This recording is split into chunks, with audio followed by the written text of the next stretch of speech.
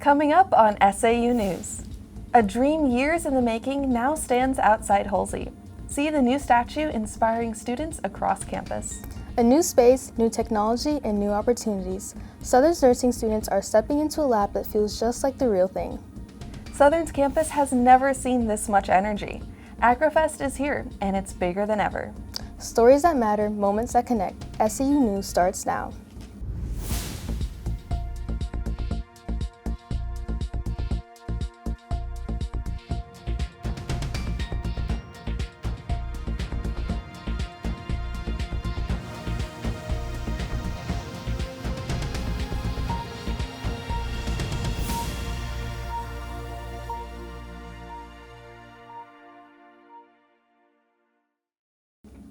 Welcoming all from the heart of Southern Adventist University, this is SAU News. I'm Natalie Sisak. And I'm Aaliyah Barrows. Our newscast is produced by the SJC Productions in the School of Journalism and Communication. Here are the stories making news today. What began as one man's dream has become a lasting symbol of faith and perseverance at one of the university's most visited sites. SAU News reporter Jordan Lightbourne shows us how the vision finally came to life. 3, 2, 1.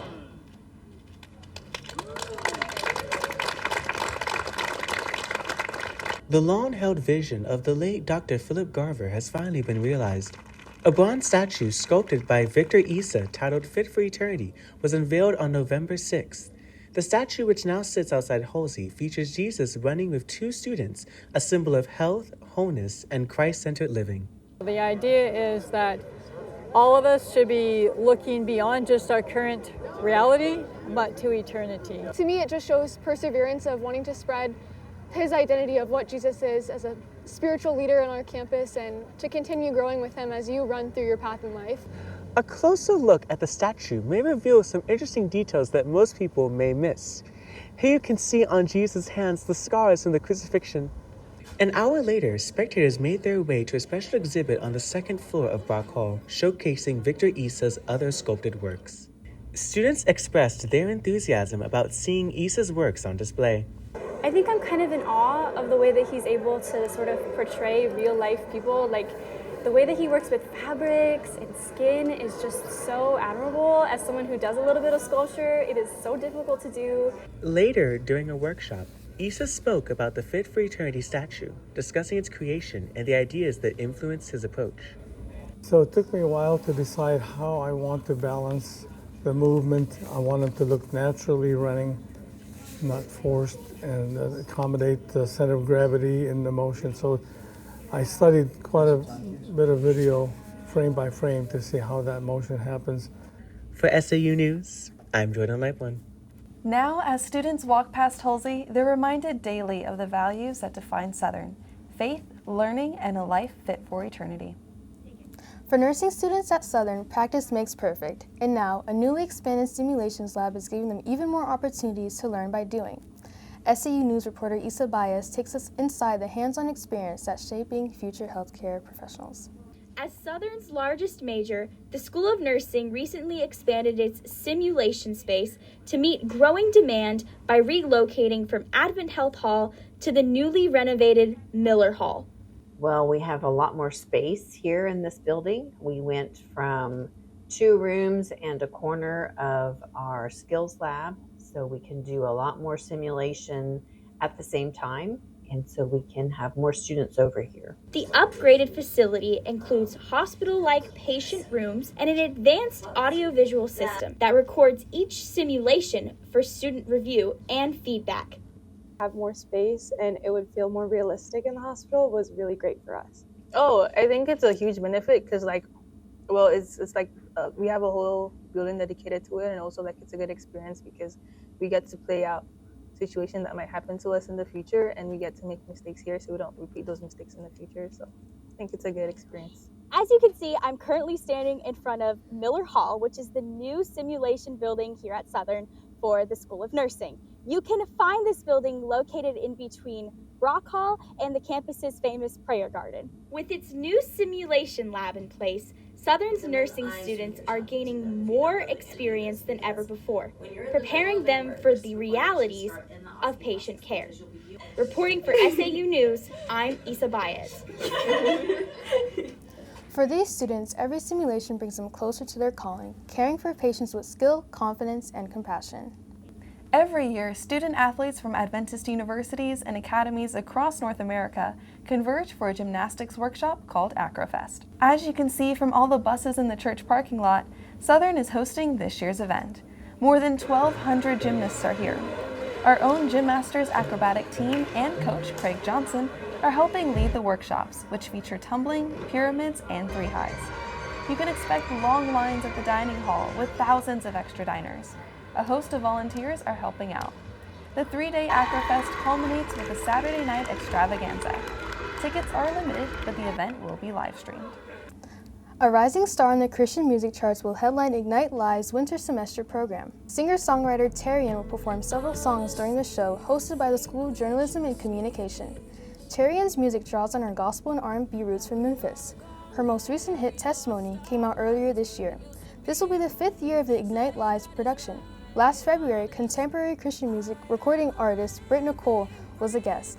Ignite Live's 2026 is set for the first Saturday in February. It's free to all Southern ID card holders. For years, the university's yearbook has captured the memories of life on campus. But this year, no student applied to be the editor of Southern Memories. SA is rethinking whether it should continue. Here's what students had to say. I do not agree with the decision. I see why they've made it, but I think that it's something they should invest in bringing back because it gives the students something to reflect on, and I think it's important to have a either tangible or digital reflection of your experience. I don't agree with them. I think if SA doesn't do it, other people should do it, if it isn't either from the presidential office or other students from Wright Hall. I think we should have a yearbook, definitely, because that's like a way for people to remember what happened. And if there's no yearbook, pretty much, that's like an easy way to forget everything. I know being in Senate that we didn't have someone to edit it or do it, and I feel like they could have taken the time to maybe hire someone else. I mean, I know we have some funds to do that, but I definitely think they should try keeping it. Bustling with capes, corsets, and colorful costumes, the History Club's Renaissance Fair gave everyone a chance to play with history and fantasy. This year marks the first Renaissance Fair held at the Goliath Wall, and the biggest fair the club has put together. History Club President Ali Lopez says around 8 other clubs joined the event. Booths offered everything from soup to handmade metal gifts forged by the Southern Smiths, the blacksmithing club. Among the clang of smiths at work and the smell of burning incense, students and community members dueled for the tournament crown and watched performances by the Southern Stage and Music Club. I walked in and I was really surprised that there were that many people here. It's been really cool to see everyone come out in costume. I just love dressing up, with armor, swords, and it's just overall a good time. The turnout is amazing. It was more than I was expecting. I didn't know what to expect because we'd never done it on such a scale. So it's amazing, and I'm so happy with how it turned out. From sword fights to song, the Renaissance Fair proved that history can still capture imagination. One costume, one craft, and one duel at a time. Last Saturday, the University Symphony filled the sanctuary with orchestral works conducted by Laurie Cadwallader. Joined by guest soloist Nathan Francisco, the orchestra performed music by Mozart, Dvorak, and Brahms. The program featured the overture to the Impresario, Dvorak, Cello Concerto in B minor, and Brahms Symphony No. 3 in F major.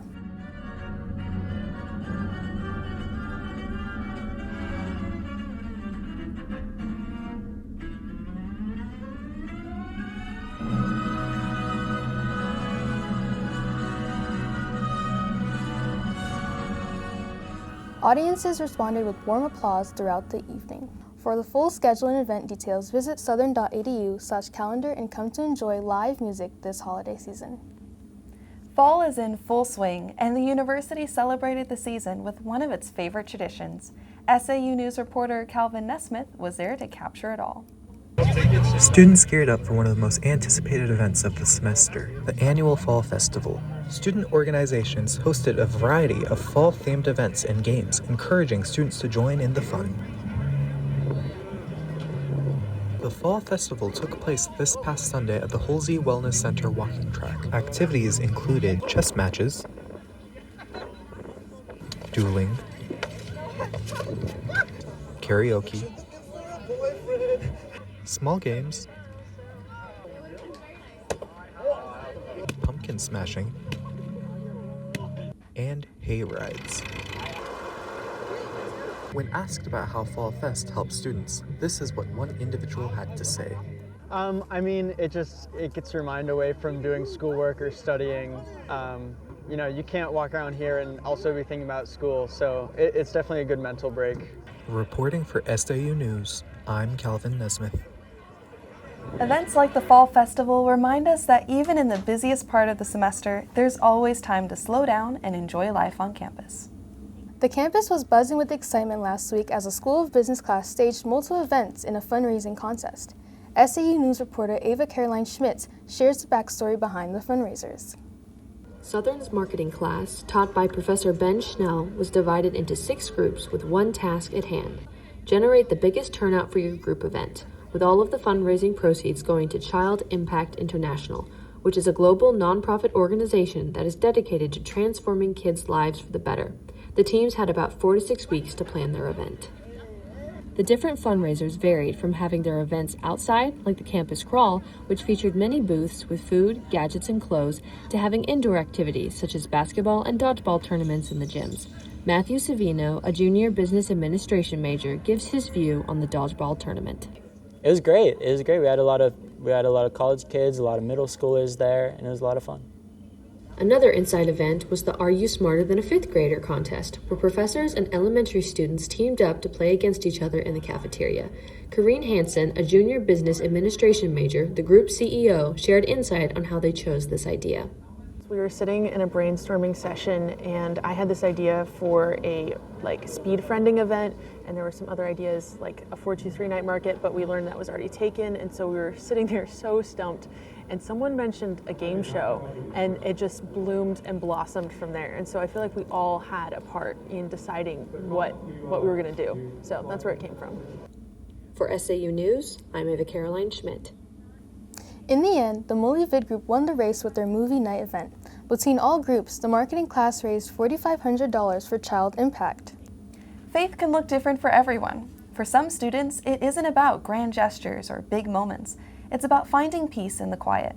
SAU News reporter Isabella Lagos has a story. Sometimes faith isn't loud. It doesn't always arrive with music or miracles or crowds. It shows up in whispers, in the stillness of a late night prayer, or in the quiet courage to keep going when no one's watching. For students like Ben Cowden and Jonathan Navarro, that quiet faith became their strength when life felt hardest. Second semester of my freshman year, I was having a hard time finding consistent friends. The friend group that I was part of my first semester had sort of fallen apart, and I was feeling sort of lonely, and I was sort of ignoring anything spiritual too. And it didn't happen immediately or perfectly or whatever, but eventually got into a more comfortable place for me. I found some more friends. I, in fact, even switched my major. So yeah, it was just continuing to engage in a relationship with God. Even if I didn't talk about other people, I behaved in a way that was generally more positive and helpful and uplifting. The end of last semester, it was about towards the end of it, we're closer to finals. I think I had a lot of just problems at home and also problems with friendships and a lot of disconnections that had happened. I think my faith played a part because I really started to see that when I felt alone with everyone around me, that I was never alone. Those were the things that really encouraged me and uplifted me. So many people carry silent battles, yet in those quiet struggles, faith often speaks the loudest. For some, that quiet faith looks different. Here's what it means to Ben and Jonathan. Quiet faith means that no matter what I'm going through, no matter what, even if I can't talk about my problems, that God is there even when everything feels silent, that He's not answering me or hearing me, just to trust that He's still there. It's just a sense of rest in God, that no matter what is happening around, no matter how turbulent events or circumstances are around you, that your faith in God is always there. Quiet faith doesn't always speak out loud. Sometimes it's as simple as holding on to what's written right here. A reminder that God is still present with us, even in the silence. Reporting for SAU News, I'm Isabella Lagos. From stillness to strength, quiet faith continues to move hearts here on campus and beyond. SAU News is a student-run production here in Southern School of Journalism and Communication. I'm Natalie Sisak. And I'm Malia Barrows. Story ideas are always welcome to be shared. Message us on Instagram at SAU_news. We'll continue to bring you the news that matters. See you next time.